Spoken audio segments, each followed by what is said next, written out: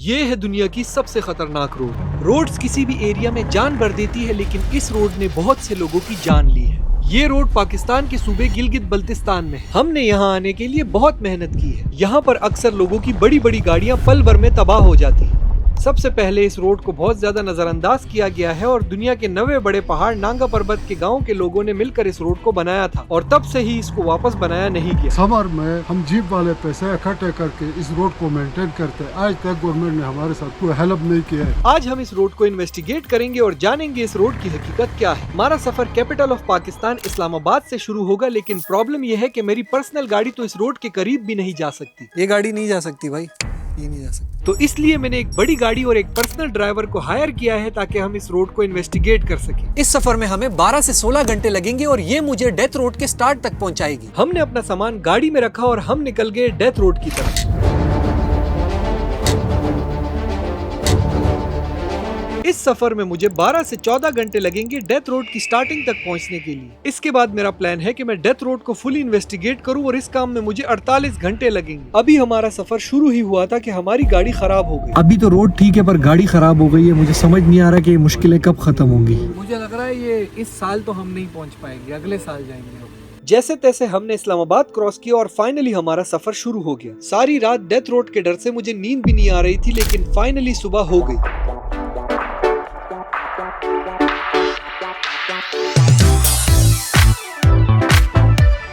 हम रात से निकले थे और जितना इस रोड पे आगे जा रहे हैं ये रोड उतनी ज्यादा खतरनाक हो रही है और अभी हम डेथ रोड तक पहुंचे भी नहीं है। पर सबसे पहले नाश्ता करते हैं, उसके बाद आगे चलते हैं। और सुबह के साथ ही मुझे एक बैड न्यूज मिली। ओवर स्पीडिंग की वजह से हमारा चालान हो गया, जो कि इस सफर के लिए कुछ खास अच्छी बात नहीं। हो गया चालान, चले आप। चलो।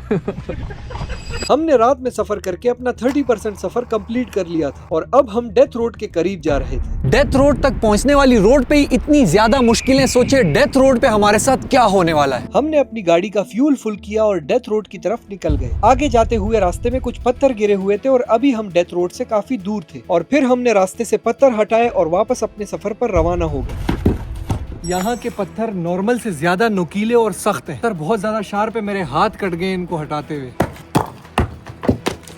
कुछ पत्थर तो मैंने हटा दिए और वैसे भी यहाँ से निकलना पड़ेगा, ये जगह बहुत डेंजरस है। डेथ रोड तक पहुँचने वाले रास्ते में काफी ज्यादा ट्रैफिक था और हमें रुक रुक के जाना पड़ रहा था। आगे फिर से सारी की सारी गाड़ियां रुकी हुई है, लग रहा है फिर से लैंडस्लाइडिंग हुई है। चलो चेक करते हैं। सोचिए डेथ रोड तक पहुंचने वाली रोड इतनी खतरनाक है तो आगे क्या होने वाला है।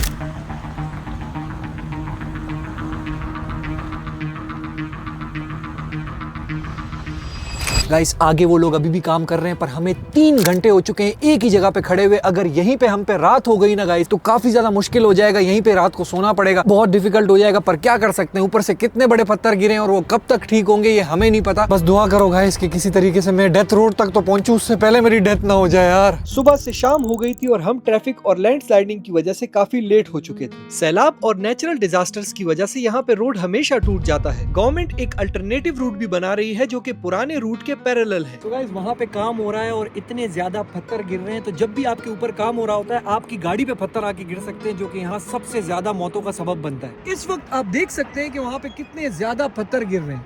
एक एक पत्थर इंसान की जान लेने के लिए काफी है।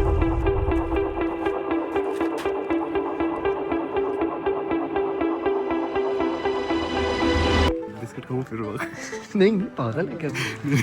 अच्छा बोल तो सही, जल्दी बोल जल्दी बोल। अभी रास्ता बंद है हमारे पास और कोई ऑप्शन नहीं है चाय पीने के अलावा। चाय तो मिल गई, बिस्किट भी खाते हैं। नहीं तू दिलाएगा भी फिर, सही है एक और पैकेज। अंकल ने खुद ऑफर किया। हमें रास्ते में कुछ एक्सीडेंटल गाड़ियां भी देखने को मिली और हम उम्मीद करते हैं कि हमें आगे कोई ऐसी गाड़ी देखने को ना मिले।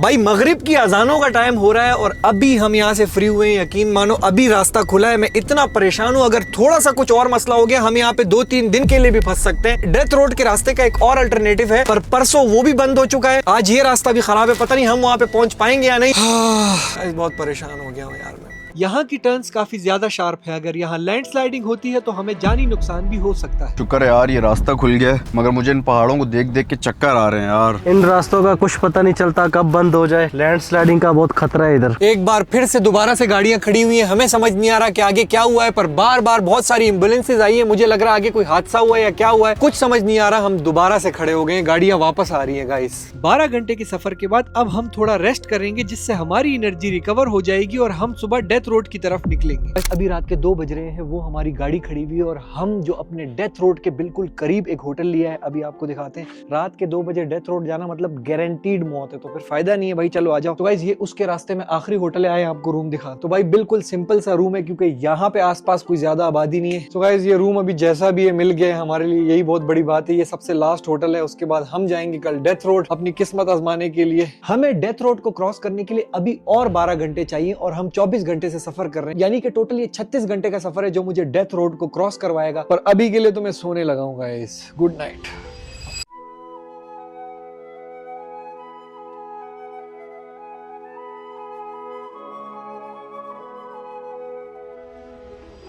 ये रोड बहुत ज्यादा खतरनाक है। रिपोर्ट्स के मुताबिक इसे बनाते हुए हजारों मजदूरों ने अपनी जान दी। दुनिया के 14 बुलंद तरीन पहाड़ों में से 4-8 हजार मीटर से ऊंचे पहाड़ पाकिस्तान में ही पाए जाते हैं। पाकिस्तान और चाइना ने 1960s-70s में इसे एज अ ट्रेडिंग रूट बनाया था।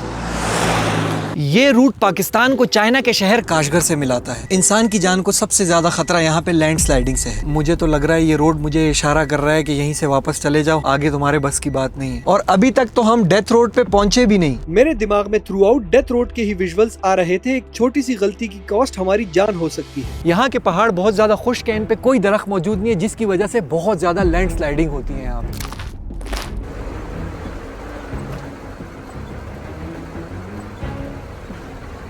कराकोरम हाईवे से निकलने वाला फेरी मेडोज का रास्ता हमें पतली रोड वाले तातू विलेज ले जाता है और हमारा फाइनल स्टॉप फेरी मेडोज है। बादलों के बीच से गुजरते हुए आसमान से देखा जाने वाला यह नजारा 10,800 फीट की ऊंचाई पर है। कई एडवेंचरर्स जो वहां पर पहुंचना चाहते थे, उन्होंने अपनी जान रास्ते में गंवा दी। तो गाइस अब आगे से हमारी गाड़ी नहीं जा सकती क्योंकि रोड बहुत ज्यादा खतरनाक है, इसलिए हमें सिर्फ जीप में जाना पड़ेगा और वो भी इसी तरह की। यहाँ से हमें जीप्स पर आगे जाना होगा और हमें एक नया ड्राइवर हायर करना होगा जो इस रोड पर पहले गाड़ी चला चुका हो। तो हमारा ड्राइवर बहुत ज्यादा कैपेबल और मंजा हुआ था, पर हमें अभी ड्राइवर चेंज करना है क्योंकि आगे रोड बहुत ज्यादा खतरनाक है। इसके आगे डेथ रोड है जिसकी लेंथ 15 से 16 किलोमीटर है, जिसे 2 से 5 घंटे में पार किया जा सकता है। लेकिन अगर कोई एक्सीडेंट या फिर लैंडस्लाइडिंग हो जाए तो ये टाइम डबल या ट्रिपल भी हो सकता है। हमने अपना सामान जीप में डाला और शुरू करते हैं ये खतरनाक सफर।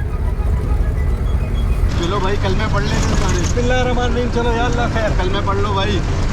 हमारे ड्राइवर को गाड़ी चलाते हुए अपनी नजर सड़क पर रखनी होगी। थोड़ी सी गलती और हम अपनी जान से हाथ धो गए। आगे किस जगह से जाना है अल्लाह खैर। हम उम्मीद कर रहे हैं कि जो हम देख रहे हैं वो हमारे साथ ना हो। भाई ये रोड ऊपर जा रहा है आगे। यहाँ पर कोई सेफ्टी नहीं है और हवा भी काफी ज्यादा तेज चल रही है। रोड टर्न्स पर कोई साइन बोर्ड नहीं है। किसी भी गाड़ी के गिरने और आग से बचने के लिए कोई सेफ्टी यहाँ पर नहीं है। अभी से ये डेथ रोड कितनी ज्यादा पतली होने लग गई, आप देख सकते हैं। छोटे छोटे पतले पतले रास्ते, आगे जाके ये और खतरनाक होने वाली है। यहाँ के लोग इसको कब्र की सड़क भी कहते हैं क्योंकि यहाँ पर बेशुमार लोगों की मौत हुई है। यहाँ से अगर कोई गिरा ना तो उसका तो मलबा भी नहीं मिलेगा। कितना ज्यादा डीप और खतरनाक है भाई, बहुत ज्यादा नैरो है। अब हम देखेंगे अगर हमारी गाड़ी यहाँ से गिर गई तो उसका क्या हाल होगा। मैं आपके सामने एक पत्थर फेंकता हूँ, अगर कोई चीज नीचे गिरती है तो उसका क्या होता है वो देखिए। इस रोड को इन्वेस्टिगेट करने के लिए क्या ये डेथ रोड है या नहीं, हम 4 चीजें देखेंगे। नंबर 1 कि उसमें कितने ज्यादा कर्व्स हैं। नंबर 2 वो कितना ज्यादा नैरो है। नंबर 3 ऊपर से पत्थर गिरते हैं या नहीं। और नंबर 4 रोड क्वालिटी। लैंडस्लाइडिंग ने अपने रास्ते में आने वाली हर चीज को तबाह कर दिया है। हम छोटे रास्तों पर चल रहे हैं और मेरा एड्रेनलिन बढ़ता जा रहा है। तो सबसे पहली चीज जो हम टेस्ट कर रहे हैं कि ये कितना ज्यादा नैरो है, तो ये देख सकते हैं आप 7 फुट की टोटल रोड है। ये रोड बहुत खतरनाक है। इस रोड को बनाने में तकरीबन 1000 मजदूरों की डेथ हो गई थी। कुछ जगहों से डेथ रोड सिर्फ और सिर्फ 7 फुट चौड़ी है, बल्कि कहीं कहीं से तो 5-6 फुट भी चौड़ी है। कई कई जगहों से 2 गाड़ियों का तो क्या 1 गाड़ी का गुजरना भी नामुमकिन है। यानी कि टोटल सिर्फ मेरी हाइट जितनी ही ये रोड चौड़ी है। सोचो 2 गाड़ियां इसमें से कैसे ही गुजरेंगी। इस रोड की इस कंडीशन की वजह से यहाँ की गाड़ियों की कंडीशन भी कुछ ज्यादा अच्छी नहीं है। इसका अंदाजा हमें हमारी गाड़ी के टूटे हुए दरवाजे से हुआ, जिसकी वजह से पूरे रास्ते में दरवाजा खुला रहा। बंद नहीं है दरवाजा, ये खराब है। अगर यहाँ पर आपकी गाड़ी खराब हो जाती है तो आपको वहीं पे ही वेट करना होगा दूसरी गाड़ी का।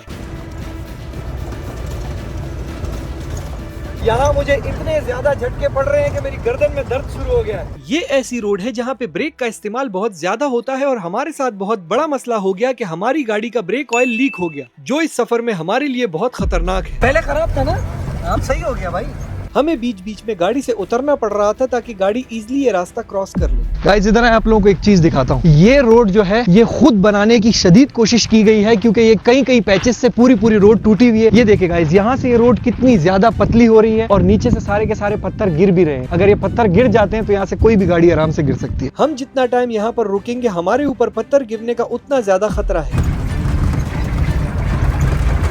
हमें ब्लाइंड स्पॉट पर हॉर्न की आवाज सुनाई दी। अगर कोई गाड़ी शार्प टर्न पे आ रही हो तो ड्राइवर एक दूसरे को सिग्नल देने के लिए हॉर्न बजाते हैं। ये जगह काफी ज्यादा खूबसूरत है। अगर हमने एक गलत टर्न लिया तो ये कई गुना खतरनाक साबित हो सकते हैं हमारे लिए। हम एक जीप से उतर गए हैं और अभी हमें एक दूसरी जीप में बैठना पड़ेगा। अभी बताता हूँ क्यों। यहाँ एक लकड़ी का ब्रिज हुआ करता था जिससे जीपें आया करती थी, पर वो लकड़ी का ब्रिज अब टूट चुका है, तो नीचे की जीपें नीचे रह गई और ऊपर की जीपें ऊपर रह गई हैं। इसलिए हमने अपनी जीप को स्विच किया और अब हम जाएंगे ऊपर की तरफ दूसरी जीप में। और ब्रिज टूटने की वजह से बीच का रास्ता पैदल तय करना होता है। यहाँ से इंसान गिरे तो बचने का कोई तरीका नहीं। अगर यहाँ लैंड स्लाइडिंग होती है तो बचने के चांसेस बहुत कम हो जाते हैं। अभी ऊपर से इस रास्ते को देख के लग रहा है कि इतना खतरनाक रास्ता, मैं इतने खतरनाक रास्ते से ऊपर आया हूँ, देख के ही वहशत हो रही है। जब भी एक जीप दूसरी जीप को रास्ता देती है तो उसे पीछे जाना पड़ता है, जो कि इस तंग रोड पे काफी मुश्किल है। So guys, अभी हमारी ब्लू जीप हो चुकी है रेड से।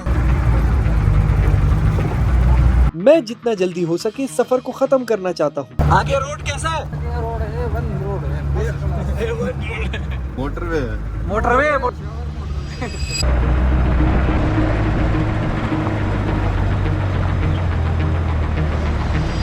हमें बीच बीच में कुछ रास्ता गाड़ी से उतरना भी पड़ रहा था। अब हम यहाँ के कुछ लोगों से पूछेंगे कि उनके क्या ओपिनियन है इस खतरनाक रोड पे। हमारा जो रोड का काम कर रहे हैं उन सबको हमने बताया और इधर खुसूसी बुला के उनको कहते हैं कि भाई ये रोड बनाओ। जी भी मैं सबसे ज्यादा अंग्रेज जो आते फिर बेड़ो कैश के करीब है और हर वक्त समर में हम जीप वाले पैसे इकट्ठे करके इस रोड को मेंटेन करते हैं। आज तक गवर्नमेंट ने हमारे साथ कोई हेल्प नहीं किया और ये आपकी वसातत से आगे तक आप पैगाम पहुंचाएंगे तो ताकि टूरिस्ट के लिए बहुत। हमने गवर्नमेंट से 8-9 लाख रुपए लाके बहुत पीछे से 8-9 किलोमीटर ऊपर से हमने मजदूर लगाए। वो मजदूर इसी जगह में काम कर रहे थे, अचानक स्लाइडिंग की वजह से वो लोग जाया हो गए। अभी इस जगह को बनाने के लिए हम मजदूर को ढूंढते हैं, यहाँ कोई भी नहीं आता क्योंकि यहाँ ऊपर से स्लाइडिंग हर वक्त पत्थर गिर रहे हैं। राशन से लेके होटलों का सामान सब कुछ यहाँ से कैरी करते हैं लोग, बड़ी मुसीबत में है। गाइस आप लोगों ने सुना तातू के लोग कितनी ज्यादा डिफिकल्ट सिचुएशन में लोग यहाँ पे मर रहे हैं। सोचे अगर एम्बुलेंस चाहिए हो, किसी की इमरजेंसी हो, दिन में हालात बहुत खराब है पर रात को तो बिल्कुल भी यहाँ से कोई नहीं जा सकता, यानी कि इमरजेंसी है तो ऊपर ही रहो। यहाँ के लोगों ने अपनी सोर्स ऑफ इनकम भी लक पर छोड़ी हुई है और ये लोग ऐसे पर्चियों से डिसाइड करते हैं कि आगे किस बंदे के घोड़े यूज होंगे। सो गाइस मेरा मेन टारगेट था कि हम फेरी मेडोज जाएं, तो उसके लिए हमें अभी ट्रैकिंग करनी होगी और हमारा सामान जाएगा सारा का सारा घोड़ों पे, खच्चरों पे। तो उसके लिए करेंगे हम लोग जल्दी से अभी पर्चियां कि इनमें से कौन लेके जाएगा। ये आप लोग खुद करते हो ना पर्ची?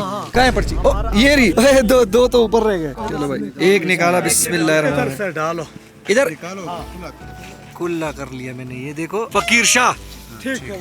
ठीक है, यानी मैं हूँ। आगे 3 से 4 घंटे की हाइक के बाद हम पहुंचेंगे 10,800 फीट पर फेरी मेडोज पे, जो कि एक जन्नत जैसी जगह है। फेरी मेडोज इतनी खूबसूरत जगह है कि इस तक पहुंचने के लिए लोग इस जानलेवा डेथ रोड पर भी सफर करते हैं। सो गाइस मैं अपनी जीप से उतर चुका था और फेरी मेडोज की हाइक है 3 घंटे की, तो मुझे जल्दी से वहाँ पहुँचना है। अभी 3 घंटे की मुझे हाइक करनी पड़ेगी। पिछले ऑलमोस्ट 36 घंटे से मैं सफर के अंदर मौजूद हूँ, मुझे कुछ समझ नहीं आ रहा कि क्या हो रहा है। पर चलो गाइस, ये हाइक शुरू में होती तो अच्छा था, लास्ट में मुश्किल है, पर चलो गाइस करते हैं। हमने अपना सामान घोड़ों पर डाला और हाइक स्टार्ट कर दी। हमारा सामान हमने घोड़ों पे लोड करके पहले ही भिजवा दिया है, बस खुद पहुंचना है। मुरसलीन मुझसे आगे जा चुका है। हमें रास्ते में एक क्यूट डॉग भी दिखा जो यहाँ पर ही रहता था। मैं और मुरसलीन इस वक्त मिड हाइक में है। मुरसलीन तुम्हारा कैसा एक्सपीरियंस रहा इस वीडियो को खास तौर पे? रास्ता बहुत ज्यादा खतरनाक, तो 2-3 जगह ऐसे लगा कि बस मरने वाले। और अब हाइक शुरू हो गई है, सामान हमारा आगे जा रहा है घोड़ों पे। यहाँ की जमीन बहुत पथरीली है जिसकी वजह से यहाँ पे हाइक करना बिल्कुल भी आसान नहीं। इस जगह की हाइट ऑलमोस्ट कोई 3-3.5 हजार फीट है, तो सांस लेना थोड़ा मुश्किल हो रहा है। मैं हमेशा आप लोगों के लिए अच्छा कंटेंट लाता हूँ, क्या फजूल बोरिंग हाइक देखोगे। चलो डायरेक्ट ऊपर पहुंचते हैं। और फाइनली हमने ये हाइक रात होते ही पूरी कर ली। तो गाइस अभी हम रात में फेरी मेडोज पहुंचे और अभी हमने चेक इन करना है। अभी हमने होटल में जाना है, रात को सोना है। इस वक्त तो हम फेरी मेडोज की ब्यूटी को एक्सप्लोर नहीं कर सकते, पर सुबह हम करेंगे। पर अभी के लिए तो इस सर्दी से बचना है मुरसलीन। ठंड इतनी, मेरे होंठ जो है ना फ्रीज हो चुके हैं, पता है। चलो गाइस हम चलते हैं होटल। हमारा सामान पहले ही पहुंच गया है, अब हम भी चलते हैं यार। घोड़े बहुत तेज तेज होते हैं, हम गधे हैं जो स्लो हैं। तो गाइस मैंने इस होटल में चेक इन तो कर लिया है, आए आपको अपना रूम दिखाता हूँ। अभी तो यहाँ बहुत ज्यादा सर्दी है, मुरसलीन की तो जैकेट भी ठंडी होगी। सर्दी लग रही है, बहुत सर्दी है भाई। चलो चलो, मुझे लगा एक वो स्टेप है। चलो भाई ये खोलो, आओ गाइस अपना रूम दिखाता हूँ। काफी मिनिमल सा डिजाइन है, और मैं आपको बताऊँ यहाँ पे हमारे लिए, मैं तो कह रहा हूँ हम कैंप भी मिल जाता ना, हम सो जाते उसमें। चलो 1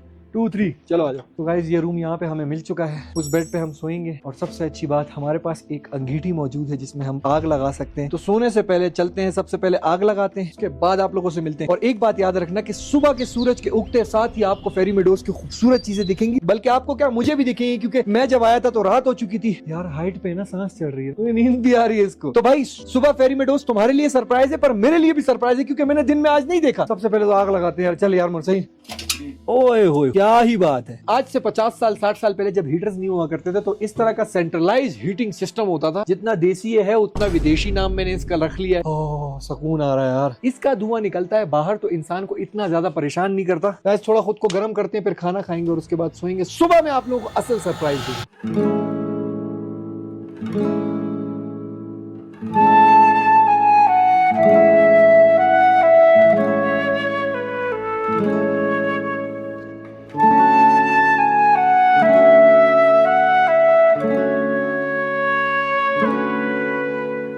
गुड मॉर्निंग गाइस। रात को मुझे इतनी नींद आ रही थी कि मैंने रिकॉर्डिंग ही नहीं की, आप लोगों को बता ही नहीं पाया कि मैं सो रहा हूँ, और बस मैं सो गया। मैंने कहा छोड़ो दफा करो यार, बाकी चीजें बाद में, बस सो जाता हूँ। और मेरे पास मेरे मोबाइल में भी चार्जिंग नहीं थी, और कैमराज में, इक्विपमेंट्स में, किसी चीज में चार्जिंग नहीं थी। तो शुक्र है यहाँ पे मुझे इलेक्ट्रिसिटी मिली है। मुरसलीन साहब यहाँ मौजूद नहीं है, मुरसलीन साहब बाहर जा चुके हैं। तो अभी बाहर चलते हैं, खुद भी फेरी मेडोज एक्सप्लोर करते हैं और आप लोगों को भी दिखाते हैं। Let's go. रात को मुझे इस जगह के बारे में बिल्कुल भी आइडिया नहीं था कि ये जगह इतनी ज्यादा खूबसूरत होगी, पर सुबह जब मैं उठा हूँ ना, आस पास के पहाड़, फिर ये चीजें, क्या लग रहा है मुरसलीन? खूबसूरत, ये क्या कर रहे हैं? बर्फ खा रहा हूँ ना। अरे मुरसलीन यहाँ इतनी ठंड है, तुम यहाँ पे भी बर्फ खा रहे हो यार। इतनी मुश्किल से इस जगह पे पहुंचे है ना, और इतना प्यारा नजारा देख के दिल ही खुश हो गया। पता है, सही बात है यार, जितना ये डेथ रोड डिफिकल्ट था, जितना मुश्किल था हमारे लिए, उतना ज्यादा ही मजा आ गया। मुझे ऐसा लगता है कि जितनी ज्यादा सफर में मुश्किलें होती हैं, उतना ज्यादा मजा तो आता ही है, पर ये जगह असली में भी बहुत खूबसूरत है।